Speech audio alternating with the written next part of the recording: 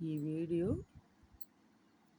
శతావధాని కారింపూడి రాజమన్నారు జీవిత సాహిత్యాలు. కారింపూడి రాజమన్నారు అంటే ఈయన మా నాన్నగారికి తాతకి తాత, మా ముత్తాతకి తాతగారు. ఆయన ఆ రోజుల్లో శతావధాని అని రాసింది. ఆయన గురించి ఇంకొక రాజమన్నారని ఆయన మనముడికి పెట్టినట్టున్నారు. ఆయన రచించాడు ఈ బుక్ని. ఆయన పేరు కూడా రాజమన్నారు. అంటే ఈ ఫోటోలో ఉన్న ఆయన కవి, ఈ పుస్తకం రచించిన ఆయన పేరు కూడా రాజమన్నారు. ఆయన ఏదో ఉద్యోగం చేసేవారు, నాకు అంతగా ఐడియా లేదు. ఈ బుక్లో మొత్తం వివరణ ఉంది. అయితే నేను కొంచెం అయితే వీడియో చేస్తున్నాను.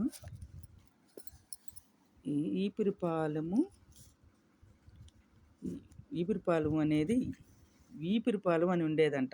5/11/1991. అప్పుడు ఆయన ఈ శ్లోకాలు ఇవన్నీ తీసున్నాయి. ఇప్పుడు ఇది ఈపిరిపాలెం అని పిలువబడుతుందని కూడా రాసింది.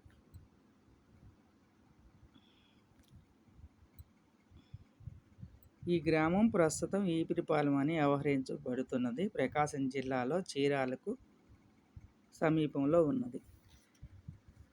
ఇక్కడ ఆయన ఏదో చేశారు, నాకు అర్థం అవ్వలేదు. మొత్తం బుక్ వీడియో మళ్ళీ తీస్తాను, లాంగ్ వీడియో. ప్రస్తుతం షార్ట్ తీస్తున్నా. మొత్తానికి మా పుట్టింటి అంటే మా తాతగారు, నాన్నగారు ముత్తాత, మా నాన్నగారు తాతయ్య కూడా తెలుగు పండితుడు. తర్వాత వాళ్ళ తాతగారు కవి.